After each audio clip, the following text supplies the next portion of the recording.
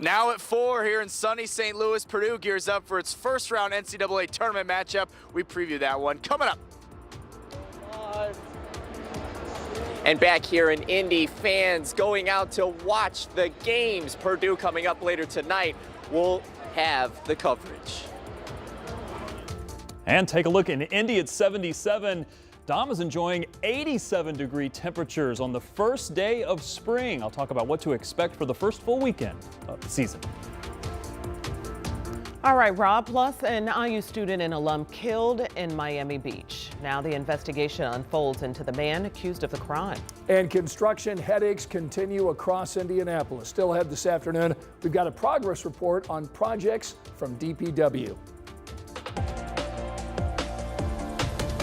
All right, Purdue fans, tonight is the night the Boilers will hit the court in a few hours for the first round of the NCAA tournament. And they're ranked second, taking on number 15, Queens tonight, Queens University. But we all know that anything can happen. Yeah, so Brandon is out scouting potential watch party locations for you if you're wanting to watch the game tonight. But we've got to start with Dom. He's in St. Louis to tell us how Purdue is getting ready. Hey, Dom.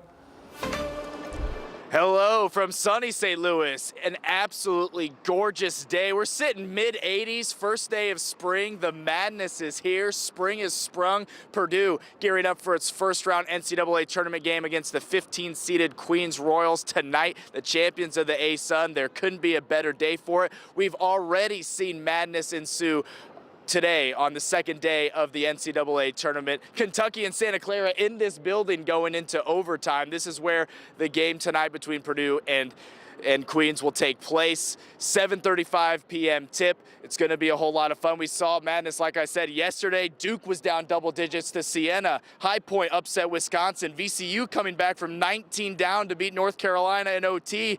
It was a great slate of games today, looking to be the same. Already is. Basically, look, anything can happen when it comes to March. Upsets galore. Every game is tough. Purdue knows that all too well ahead of its matchup with Queens tonight. Locked in on the task at hand and definitely not taking Queens lightly. I've got a lot of respect for Queens and what they've been able to do, and they can really score the basketball. They're well coached, and it's going to be a tough game for us. Really just execute, I think, but kind of like what Fletch said, they're really good offensively.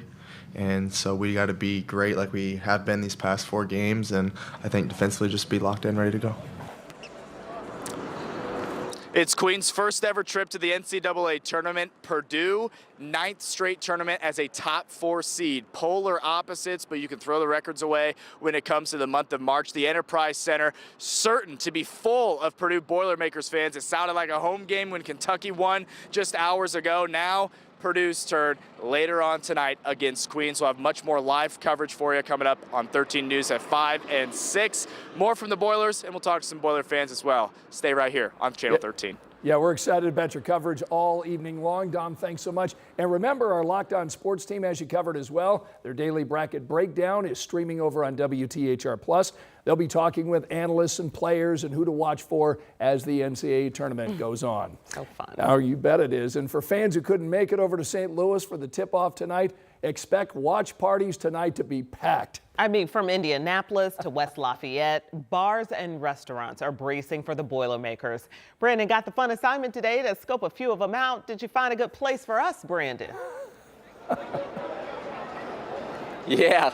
Good afternoon, Felicia and Scott. We did find a great spot right here at Tom's Watch Bar here on South Illinois Street. But if you want to get in, you'll have to wait. The host is telling me that it's about 40 minutes right now just to get a table and at least 20 minutes to go sit at the bar, as all of these NCAA tournament games are on the TVs here. And it's just one of several places around downtown and our area that you can watch. Just a block away from here over at the District Tap, the TVs had these early March Madness games on as well, with plenty of basketball fans watching. And I spoke with some people who grew up together in Brownsburg who like to meet up and watch these games at different spots downtown.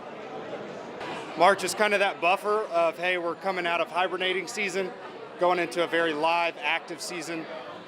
With that, we got the beautiful weather, and then, of course, we're starting March Madness, so absolutely fantastic. And up in Fishers, Mashcraft Brewing has partnered with the Purdue Alumni Association for the last couple of years to make sure that fans have a place to gather and root on the Boilermakers here in the tournament. Fans can go there at 6 p.m. to watch the game tonight, and they'll have beer and food specials over there. $1 off on their Purdue Gold Blonde Ale, and they'll have baller mac and cheese with meatballs. The general manager there says that this was a season of up and downs for Purdue, but they played great in that Big Ten tournament, becoming Big Ten champions, and had a great turnout for that, hoping that that momentum continues. We've filled out this place so many times, and the emotion of like people, like-minded folk gathering to root on a team, it's wild. Like the energy is so much fun. And it's first come, first served, and it fills up quickly, so make sure you get there early. And back here at Tom's Watch Bar, part of the restaurant is closed for a private event right now, and the other part of the restaurant, that's where the wait is for the public to get in and view these games. So if you want a table, make sure you get here soon. Reporting here in downtown, Brandon Schaff, 13 News. Back to you. Okay, Brandon, thank you. And a reminder, if you are heading downtown for a watch party this evening, there are some road closures as the city prepares to host the Final Four in a couple of weeks. So today, a stretch of Pennsylvania closed between St. Clair and Michigan, and the stretch of North Street that closed yesterday between Meridian and Pennsylvania is still closed this afternoon. Both closures will last through April 9th, and IMPD says to expect the announcement of more closures next week. And if you've driven around Indy, you know those roads are far from the only closures thanks to all the construction. So with tens of thousands of people heading to our city in a couple of weeks, Ashton Hackman checked in with DPW today and INDOT to get progress for projects all across our city.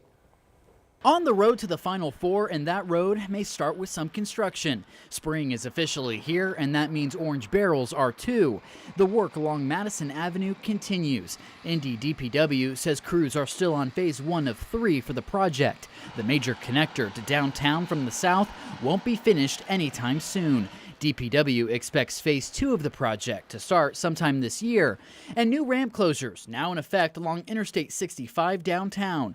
INDOT says the off-ramp from Washington Street to 65 South and the Calvary Street Bridge to the north are both now closed. That stays the norm through the fall. Lane closures along 65 will pause during championship weekend. INDOT and DPW both urge drivers to have patience and alternate routes in the glove box as Final Four nears. All right, well, I've been impressed with this temperature map. Look at the 44 in Buffalo. We're 77 in Indy, but it's almost 90 right now in Kansas City as we're now officially in spring. 10:46 this morning. That's officially when we rung in the new season. Take a look at the temperatures locally, though. We've got 70s in place, but take a look at the map. I'll move it just a bit for you there. 81 in Lafayette. Over in Danville, we're looking at 82 degrees. That's Danville, Illinois, by the way. Satellite radar is overall pretty quiet. We did have those high, thin clouds with us much of the day. I don't think that's going to change. So for your evening, whatever you're doing this Friday evening, pretty nice conditions. We will see the 70s ease. We'll go back into the 60s with some clouds staying in place and then into the 50s overnight before dropping into the 40s by tomorrow morning. I'll have a look at that weekend forecast for you coming up. All right, Rob, we'll see you in a little bit. Today we're learning more about that IU student and IU alum who was killed this week in that hit and run in Miami Beach. Police believe the driver was under the influence of drugs when he hit the two people as they crossed the street. 13 News reporter Emily Longnecker is here with more. Emily. Hi guys. Well, police say that after they arrested this driver, he told them that he was trying to crash his car purposefully and take his own life. Now here's what we're learning about the two people that were killed in this crash. First, this was the scene Wednesday night at a Miami Beach intersection where two people were killed by this driver, say police, who hit them as they were crossing the street and just kept going. Indiana University confirms that the two people killed both had connections to the school. One of them was a student, Sarisa Kangduang. The other, Great Gomon Lawata Sanapia, was a recent 2024 graduate of IU who worked for Bank of America. Bank of America issued a statement which said, quote, "We are deeply saddened by the sudden loss of our teammate. Our thoughts are with his family and we are supporting them and our teammates during this difficult time. Now, according to Kang Do-wong's resume online, she was a sophomore at IU, majoring in finance. She was also a member of several student clubs, including the Thai Student Association. According to police, after the crash, the driver, Aiden Negron Morris, 42, pulled over after driving away from the crash scene. Witnesses told police Negron Morris ran into a Walgreens and tried to hide, but people stopped him so he couldn't leave. He was later arrested by police. According to police, both victims were taken to a nearby hospital in critical condition, and both later died from their injuries, sadly. Oh, man. Okay. Emily, thank you. Thank you for sharing the story. Our news continues. Ahead at 4:30, the conflict in Iran hitting close to home. We've got the Hoosiers impacted beyond the rising gas prices. Rob? We've got 70s in our forecast for tomorrow as well, but we are headed for 80s. I'll let you know when they will arrive. But first on this Friday afternoon, long security lines at airports only getting worse. Tonight, we take a look at the situation here at Indianapolis International compared to the rest of the country.